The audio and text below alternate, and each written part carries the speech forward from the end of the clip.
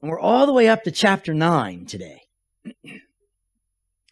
And I didn't have the privilege of looking back at you, and I don't see many of you with Bibles, so you weren't following along in your Bibles as Pastor Sharon was reading. And if you were, Stacy's holding up her phone. She was reading from the Message, so she didn't have the experience that the 9 o'clockers did. There are several people in the 9 o'clock service, and we sit in a square because it's just so few of us. Although we could have sat in a square today. There's summer has hit, I guess. So when Pastor Sharon was reading from the Message, which is a version that I really like to turn to when I'm really struggling with understanding what the Bible's trying to say. And in this case, I was really struggling this week. What in the world is Paul saying in all this? And so I turned to the Message because Eugene Peterson, who is a Bible scholar, who's a seasoned pastor, he's now retired. He spent a lot of time putting the Bible in today's vernacular, today's language. And you may have picked that up as Pastor Sharon was reading it. You may have thought, that doesn't sound like the Bible. But at the 9 o'clock service, I watched the two people that had their Bibles open and were reading along. They were like, what in the world is she reading? I mean, you could just see it on their face because it's hard to follow in another translation when you're reading the Message. Because Eugene goes to great lengths to sometimes add things or say things in a more verbose way than sometimes the translation might do, because he wants us to get what the author, in this case, Paul, is trying to say. And yet, one of the things that's interesting in our study of Romans that we've seen several times, I know I wish I had $100 for each time I said it. I'd probably have $1,000 in this series for if I had $100 for each time I said, what in the world is Paul saying? He talks in circles. He just talks and talks and talks. Paul did something unusual in this chapter 9 that he's never done before up until this point. Did you get it? Did you see it? He said, he does kind of circle around, and it's kind of hard to understand what he's saying. And so I'm going to translate it for you. But he says here, this sums it all up. In another translation, he says, what does all this mean? He asks that question, and then he tells us. This is the first time in all of Romans. We're only at chapter 9. We're going to be in this through sometime in November. But it's the first time that Paul has said, here's what I'm saying. Instead of just doing this round and round and round, and you figure it out. So keep in mind that what's going on here, and the issue that Paul is addressing in the church, is that there were a whole bunch of people who got enamored with Jesus. Jesus came to earth as God in the flesh. He came to the Jews, and the Jews were the chosen people of God. They were the revered, the blessed people of God. They were people who knew they had special status with God, and Paul was one of them. Jesus was one of them. And then there were a whole bunch of foreigners, so to speak, people who weren't Jews, who got enamored with Jesus and wanted to start following him. They fell in love with him, and they wanted to know what he was about, and they wanted to follow his teachings and become part of the body of faith called the church. And there was a conflict that erupted. Not unlike conflicts that erupt in our lives when certain people come in our doors. What are they doing here? They don't belong here. Well, that's kind of what was happening here. The Jews, the people who believed that they were, and they were. They didn't just believe it. God had said it. That they were chosen, that they were blessed, that they were favored, that they were revered people. But then Jesus came and God began to do a new work. Something that wasn't expected. Something that wasn't normal. And the Jews, the favored, the blessed people were struggling to understand what in the world is going on. What is this new work that God is doing? How can God include Gentiles, foreigners? That's what's going on here.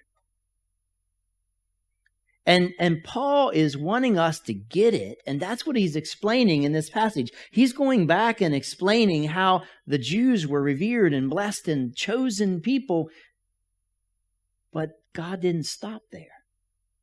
In Jesus, God did something new, and he wants everybody to get it. And it pains Paul greatly that the Jews aren't getting it, that they're struggling with it. It pains him so much that he says that he would be willing to die and give up his salvation so that people might understand this gift that God's offering to the world in Jesus.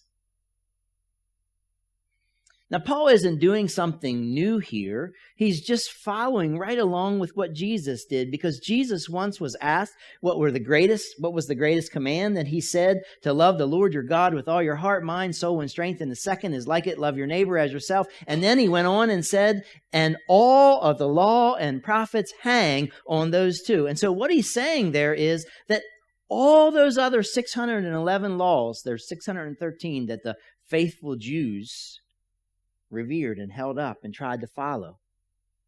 He's saying that only two that matter are love the Lord your God with all your heart, mind, soul, and strength, and love your neighbor as yourself. And they're hard enough. I mean, who has them down? I don't. I mean, I love the Lord my God with all my heart, soul, mind, and strength, but sometimes I get in the way. And I try really hard to love my neighbors, but sometimes my neighbors do dumb things. And they make me want to lash out. Happened just this week. So I've lived in my house for 19 years. We're just about to start year 20. And behind my house is a 40-foot right-of-way, which used to be a lane to a farm that has now been developed. Beagland Park split this farm, and they developed it. And so they now no longer have need for this 40-foot right-of-way that was the farm lane originally before all the houses, my house included, was there. And so this 40-foot right-of-way has not been mowed by the people that own it for years. So for 19 years, I've been mowing my side and the neighbor behind me's side of the 40-foot right-of-way. So there's two neighbors behind me. My property adjoins the right-of-way, and directly behind a part of my, like this much of my property is one neighbor, and directly behind the rest of my property is another neighbor. Well, the other neighbor has this big hedge, and they've now moved, and a new neighbor's come in, and they never mow behind the hedge. I think they think that their yard is only in front, and they don't care about the right-of-way. So I've been mowing it faithfully for 19 years. The other neighbor has lived there longer than we lived there, and just recently she has started mowing the right-of-way behind her house and behind her next-door neighbor's house, which is the whole right-of-way behind my house. And I'm like, okay, that's fine. She has a tractor. I walk. It's okay. It's less I have to walk. But then recently she's been coming over all the way up to my garden. I fenced my garden in this year, and the garden fence is on me, and she's been mowing right up to my fence.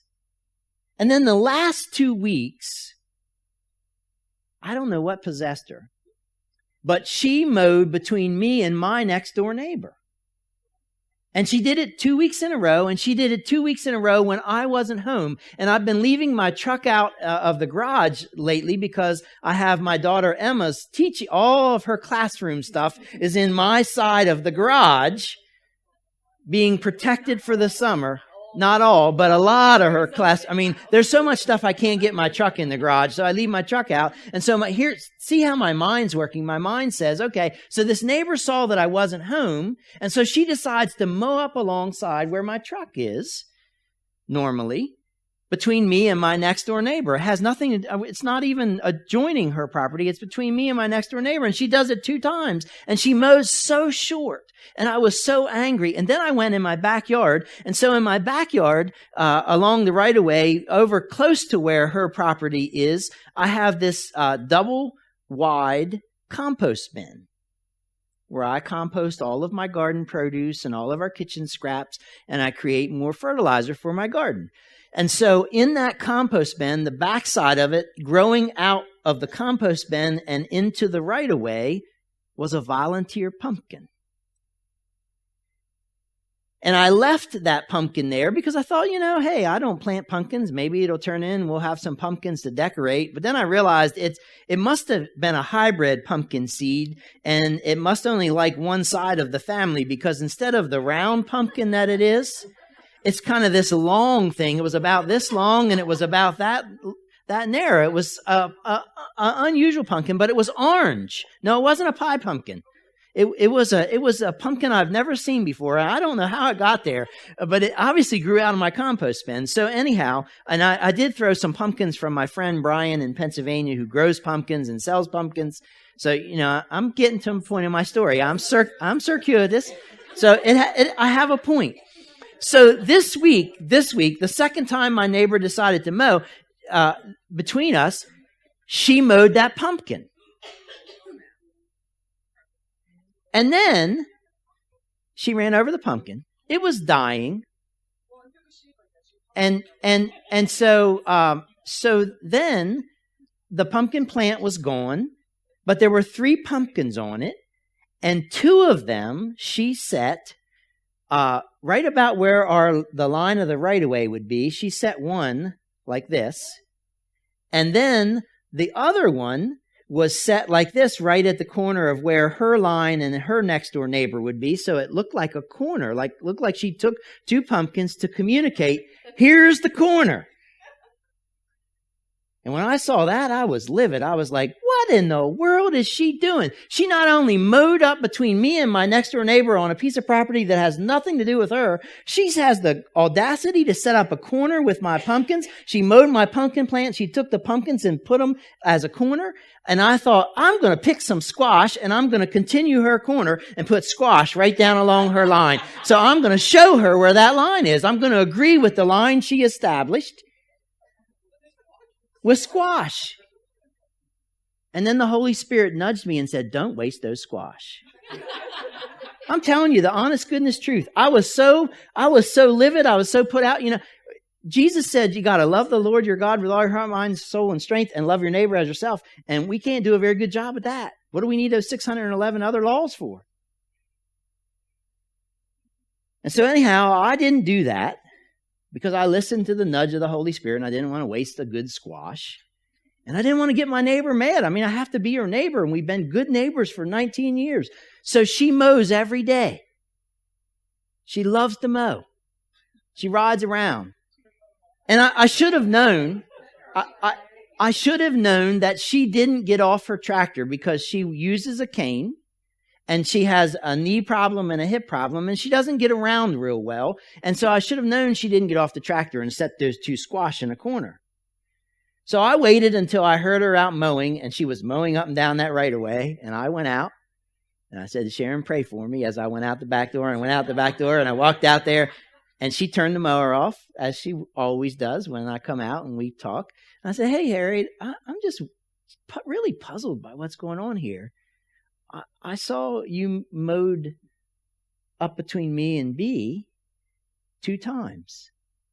And then I see that you put a couple pumpkins to establish a corner, like you're trying to communicate where the property line is.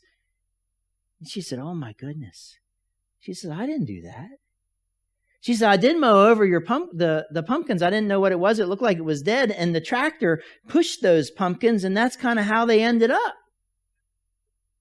I was like, boy, I'm glad I didn't waste squash and put a bunch of squash in there to create, because I was going to say, okay, I'll agree with your line. Just don't mow beyond it, because she was mowing way beyond it on me. And I just was going to say that. And she said, I just recognized that all these years you've been walking, you've been push mowing, and I just wanted to be helpful. I have a tractor.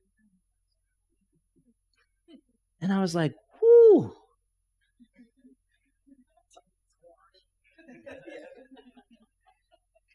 You see how hard it is? We have 2 things to do. And we struggle with our neighbors. We struggle to love them. And so Paul's saying in this, he's kind of picking up on what Jesus was trying to teach. It's not about God favoring one group of people over another. It's not about God blessing only one race and not another. It's about loving God with all our heart, mind, soul, and strength, and about loving our neighbor as ourselves. And he defined who our neighbor was, and our neighbor is a person who needs mercy. It's not defined by proximity. It's not defined by nationality. It's not defined by race. It's not defined by any of those things that labels that we would put on people. It's anybody who needs mercy. And who needs mercy? Everybody. So everybody's our neighbor. And so what Paul's doing here is he's saying, God is doing a new work in your midst. Yes, it was true that the Israelites were favored, were chosen, were revered, were loved. But now God's throwing wide the gate. He's welcoming all of us in. And thank God he is, because is there anybody here who has a Jewish lineage, who has a Kathy? There's only one of us who can claim to have any Jewish heritage in their background. And so all the rest of us would be condemned to hell if God didn't open wide the gate and let us in.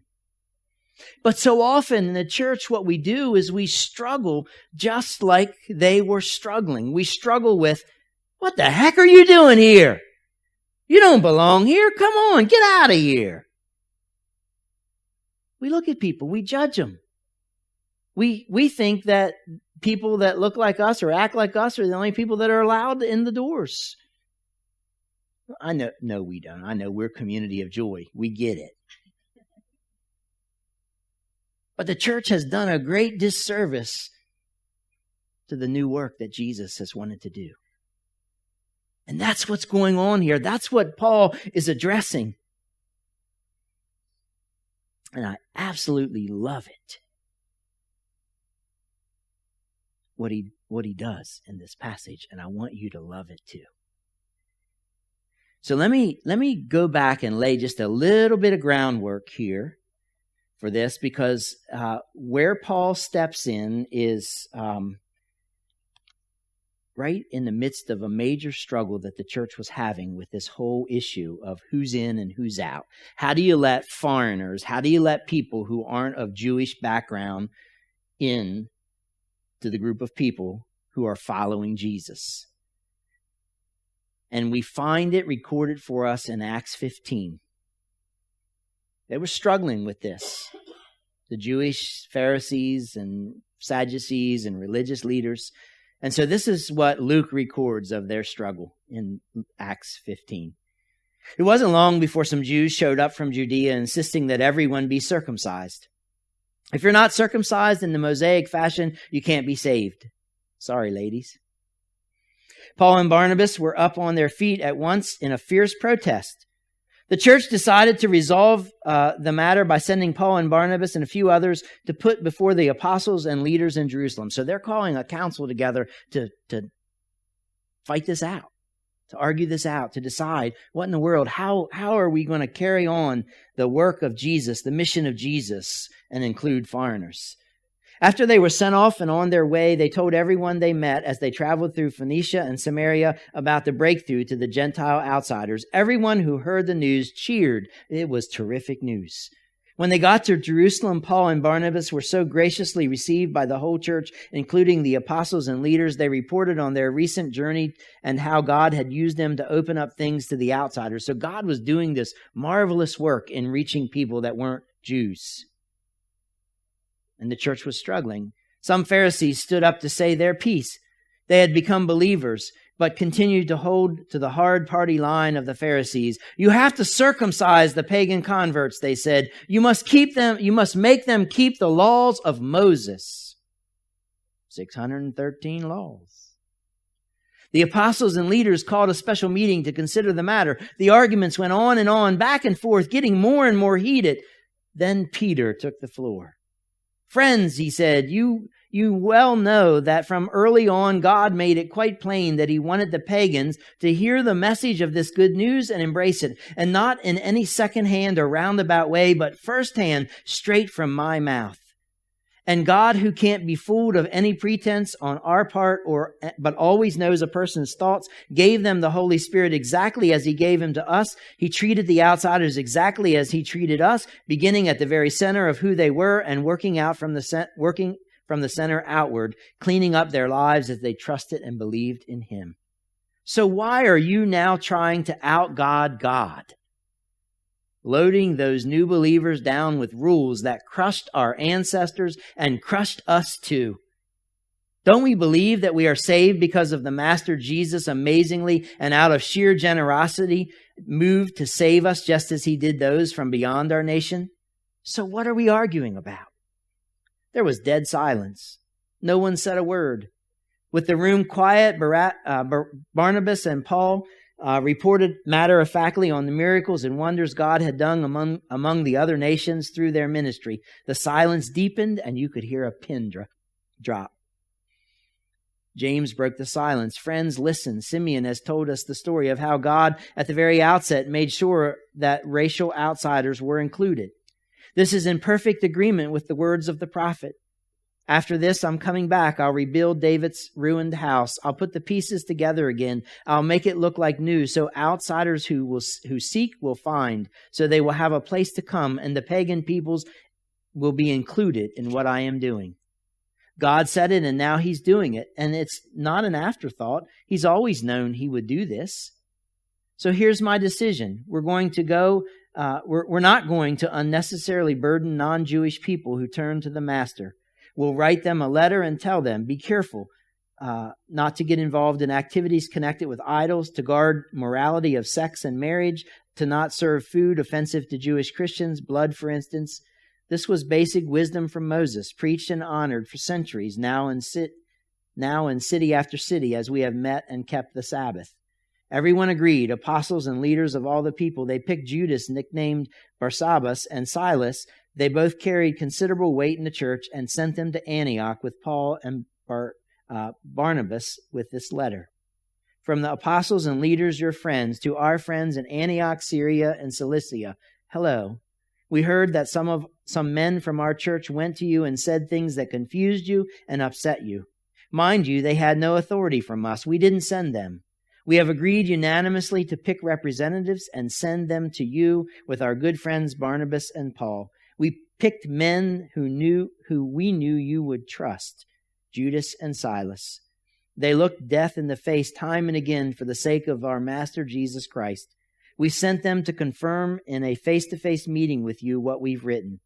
It seemed to the Holy Spirit and to us that you should not be saddled with any crushing burden, but be responsible only for these bare necessities.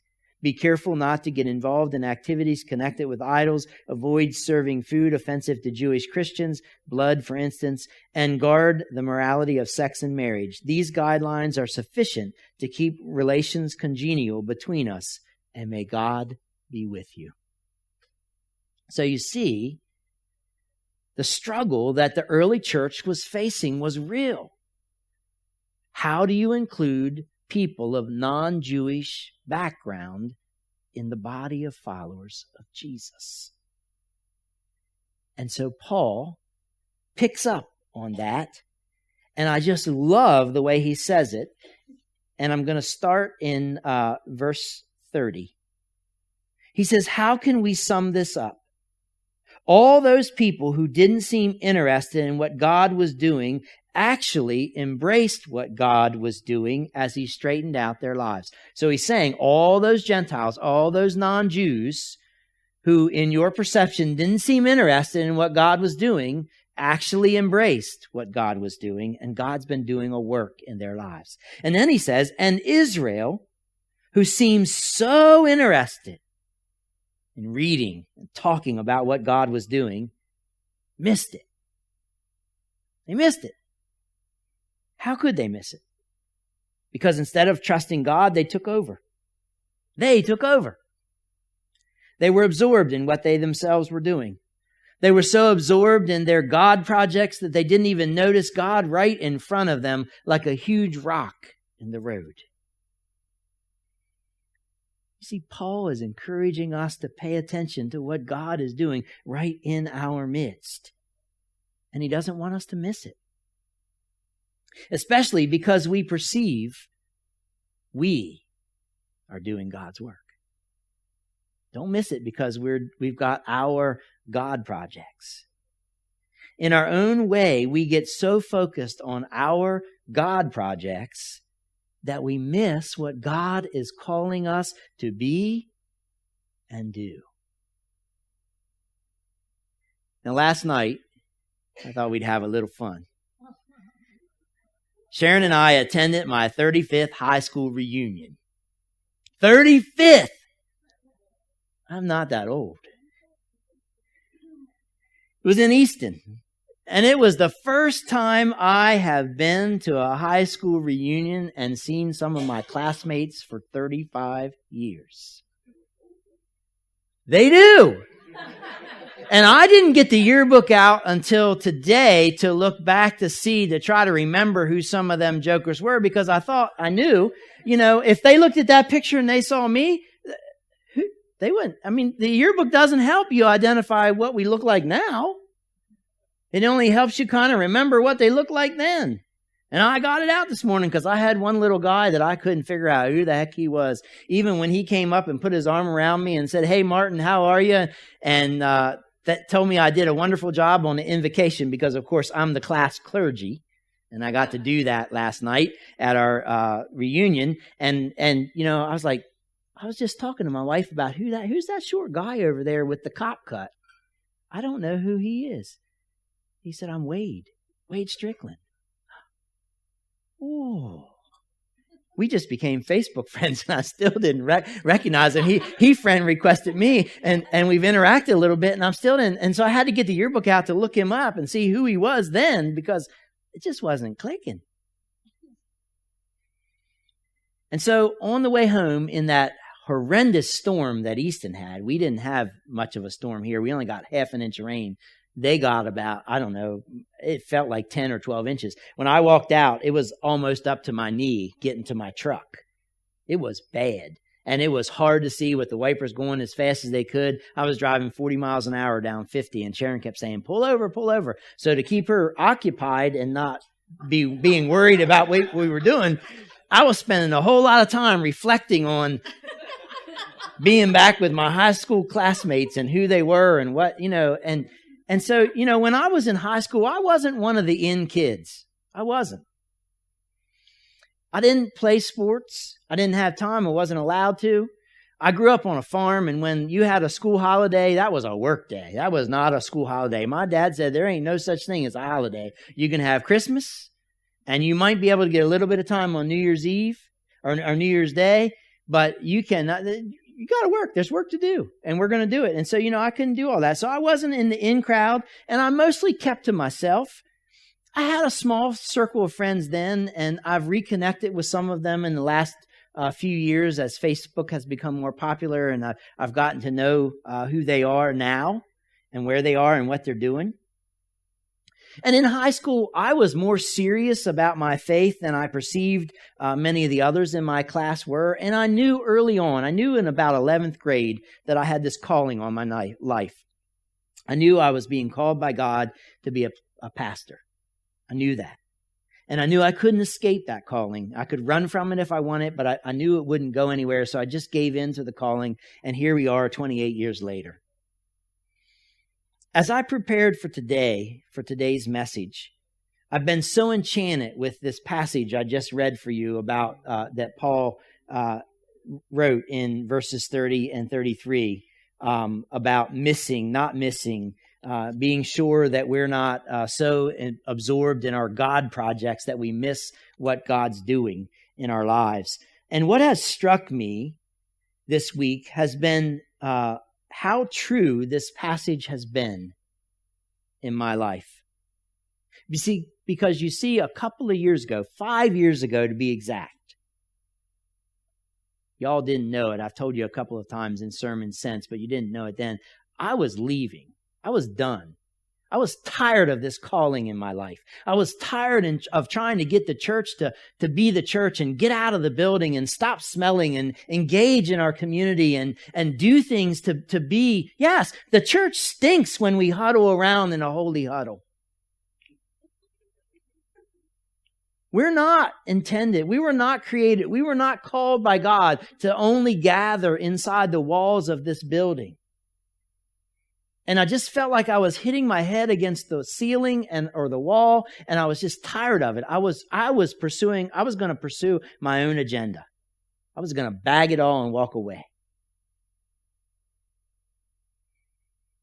And I am so grateful that God got my attention and God got our attention. I am so grateful that you have been a congregation that has allowed me to live into this calling that God has placed on my life. I have been so grateful that I was able to set aside my own agenda, and that was quitting the ministry for what God had in store. Last night, I can't tell you, as I went there, and almost as late as when we were walking out the door, I almost said to Sharon, you know what? We paid $60 for this, but I don't really want to go. And as I walked in that room last night, I can't tell you how many people came up to me and said something about seeing me on TV or being aware of the garden and the work that we're doing, the neat things that we're doing in this community. People that I knew, that I was associated with in high school, people that I wouldn't have talked to in high school, and spouses of people who I had not yet met. I had 2 of them come up to me and engage me in conversation around. And none of that would have happened if I had continued pursuing my agenda 5 years ago. None of that would have happened if you had been the kind of church that said, you know what, Pastor Martin, we're not going to go. You're not allowed to go out there. You can't spend any of your time out there in the garden. We want you in the ivory tower. We want you visiting in our homes and in the hospital and whatever, but we don't want you rubbing elbows or doing anything with anybody who's not associated with the people that we call Community of Joy. And it hit me like a brick how grateful I am that I and we didn't miss what God was doing in our midst by my pursuing my agenda of getting out of ministry. And over this week, as is always the case, as I'm working on a message, over and over this week, God has hit me hard with a brick and the reality of this message. On Tuesday was National Night Out. Caroline and Sharon had a work function, and that meant Sharon wasn't coming home and I wasn't going to fix dinner. And so she didn't have anything. She had lots to do that evening at this function, so she wouldn't be home till later. So I had time to go to National Night Out. Sharon's not really into the community connections as much because she gets it through her work. I know. It used to be she knew people. Now I know people. And so anyhow, I went to National Night Out, and I thought I'd just buzz around real quick and leave and say hi to a few people, and it would be cool. The crowds were incredible. I could not believe the number of people that were at National Night Out. Huge crowds.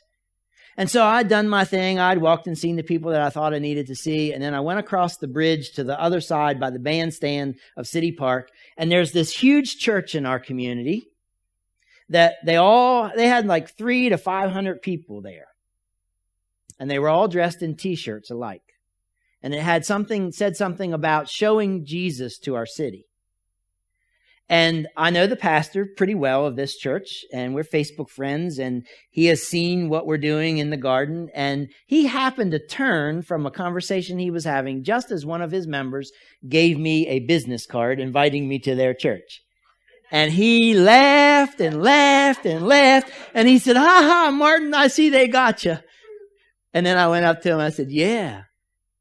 And he put his arm around me. He said, "You know, I really like what you're doing in the garden." Now, mind you, I've been talking to this person and the person who preceded him for a while about joining some of the things that we're doing in the community and being engaged. Now, they're engaged in a certain way in a community, and it's beautiful, but I've been inviting them to join other churches and get involved. And so I said to him, well, you can have a garden. You can do this kind of ministry yourself. You're a huge church. You can do it. He said, How would I do that? I said, well, marry it to this significant ministry you've already got going on in a certain neighborhood in our community, and it would be just beautiful. He said, we got to sit down and talk. He said, that's a great idea. So I said, indeed it is, and indeed we will sit down and talk. So I went right back across that river, the bridge over the river, to Julia Glantz, who's the assistant city administrator, and I said, this is what just happened. I've been trying to court this for years, and it hasn't happened, and so you got to find me a lot in the Church Street neighborhood. And I said, I'll send you an email tomorrow because I'm not going to expect you to remember that tonight with all these people. And sure enough, I sent her an email the next day and she said, we're on it. We're going to find a location. And that wouldn't have happened if I'd pursued my agenda and left the ministry. Or if you had pursued an agenda and said, this is the kind of church we're going to be. We're not going to be that kind of church that's outside in our community. And then on Tuesday, that same day, I got a Facebook message from a person that's a neighbor of the garden. She has a business right down the street from the garden. She's a psychiatrist or a psychologist. I'm not sure which. I should really know which one she is. But anyhow, she has an office, a counseling office there. And she's bought a couple coffee mugs from me in support of the garden. She likes stuff that we do on Facebook. I've not really seen her come out to the garden to work. But she said, my brother and sister-in-law are going to be down from Baltimore, and they would really like to hear the garden story. Can you meet us at 11 on Wednesday? And so I said, sure. And so I ended up being a little late, but I got there and we met and we talked, we walked through the garden and I showed him, and then we stood in the shade at the gazebo and I showed him the picture book that Sharon has developed for me. And when we were all done, they asked lots of questions. And when we were all done, the brother said to me, this is why we're here. We grew up here. We love this community. We have a major foundation in Baltimore, and we're looking for places where we can fund work that's being done to address the issue of poverty and racial disparity. Now, I didn't know that as I was telling them. So I was telling them the story of the garden. I was telling them the story of summer lunch, the soon-to-be community center, and the vision that we have for a centralized shelter location. I did not Google him until after the meeting. And when I Googled him, I was amazed at who he was and the power and the resources that probably are available. That's a God thing. It would not have happened if I had pursued my agenda of leaving the ministry, or if you had pursued the agenda of being a certain church that's not engaged in our community, actively blessing others, being an agent of blessing. On Friday, I met with Eric Saylor. Do you know who Eric Saylor is? He's this incredible artist in our community. He creates pictures like this of landmarks. And I love his style. I love what he does. And so I met him in the garden, and I've recently become Facebook friends with him. I've known his wife, Tracy. She's one of the PR people for the Board of Education. And so I've known her for years, worked with her. I just recently gotten to know Eric. I invited him to come to the garden because I pitched to him the idea of creating a art piece of the garden that we could sell to make money to support the ongoing efforts of teaching art to summer lunch at the garden and at the community center when that opens. Because right now, the Salisbury Rotary Club funds that, but they may not always be willing to fund that. And the kids so love art. And so I thought Eric would like that. And so as he's telling me, he's taking copious notes as he's listening to the story and looking at the picture book. I tell him what I want to do, that I want to create this to sell and make money. And he said, well, that's not going to happen. He said, if you were located in Bethany Beach or Rehoboth Beach or Ocean City or Oxford or St. Michael's or any place that's directly on the water and not so close to the Route 13 corridor, art sells and makes big dollars. But in this area, it just doesn't. He said, you won't make any money from this. And he said, besides, I charge $6,000 or so to do this. And so we talked for a while, and he had an idea of how it might happen if he did it, that he would produce these and we would buy them and then we would give them to major donors. We would use it as an incentive to get people to give rather than trying to sell the art. And I thought that's a great idea. And so then in my mind, I'm trying to think, how in the world are we going to raise $6,000 to produce this, to get more money? You know, that's a lot. And so as we were nearing the end, he said to me, Martin, I am so glad that I met you and we got to talk today. He said, I really appreciate what you're doing for my hometown. In fact, I'm going to do this for free. And he said, I've jotted some notes and this is the concept, and told me the concept he has. It's going to be one in a series like these local Salisbury things. And he says, I'll get back to you in October, because I got to get through National Folk Festival and the summer season at the beaches. And then I'll have a prototype to show you, and we'll talk about how we can make it available. And it may not be these are all hand pulled, 2 colors at a time, 2 colors a day. And you know, they do 100 prints or whatever. And so it's silk screened. Yes. So he's going to do it digitally and make it available. And then we can make t-shirts, we can make art print, we can do all kinds of things with it, but he's not going to charge us. And that wouldn't have happened if I had pursued my agenda or you had pursued your agenda as a church. It's pretty incredible. On Monday starts the first week of summer lunch at the garden without the Board of Ed. The Board of Ed ended their lunch contribution on Friday. Rhody Joe's stepped up and is providing lunch this week. And not only are they providing it, I said to Jeremy, I said, I got an issue. I'm going to be out of town on Tuesday for a week's vacation, and I'm not sure how I'm going to get it there. And he said, that's not a problem. I'll bring it. You come get me on Monday and we'll take it together, and then I'll know what to do, and I'll take the lunch to the garden every day for this week. And then next week, St. Francis is on board, and isn't that cool, and isn't that beautiful? You know, Protestants and Catholics working together, you know. Some of this stuff that Paul's talking about of separating and keeping us apart is starting to crumble and fall down. It's absolutely beautiful.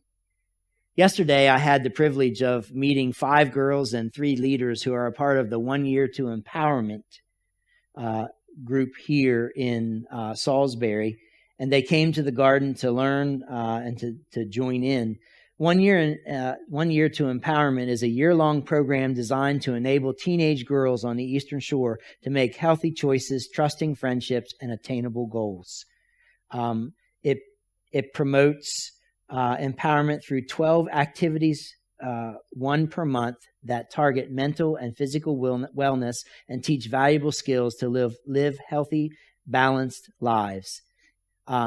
Engagement in the program will include acceptance, commitment, perseverance, and empowerment via dedication to the program and teamwork to ensure its success, as well as multiple volunteering opportunities in the community.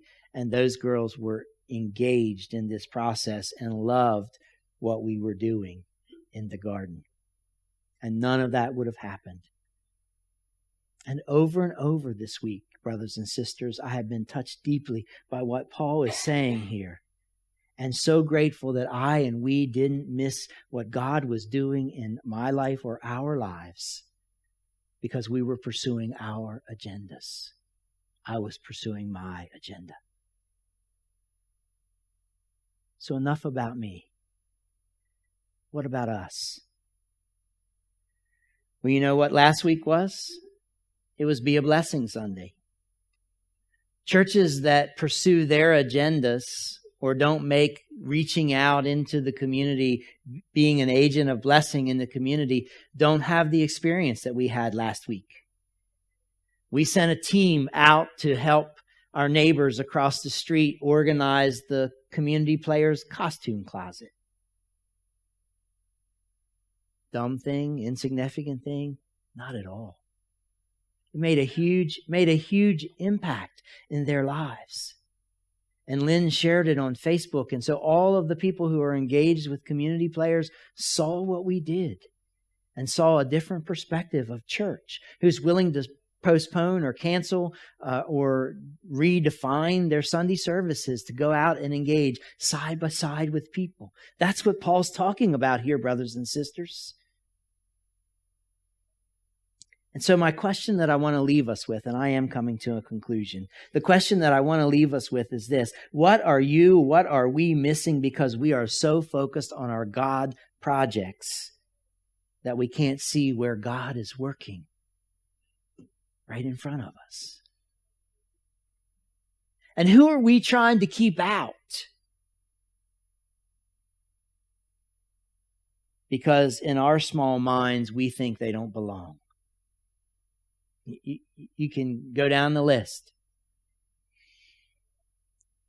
This passage, I believe, has huge implications for us as a church, for us as a people, for us as a culture. And some of the things we're dealing with in our world right now as we consider our response to refugees. God threw wide the gate and welcomed people who have need, who need mercy. So what is our response to refugees? What is our response to people of color? People of different nationalities, people of different religions, people who are different from us in any way. Do we put them down? Do we push them aside? Do we point fingers? Or do we open wide our arms and embrace them and love and welcome and agree to disagree if that's what we have to do? We can still love people and disagree with them.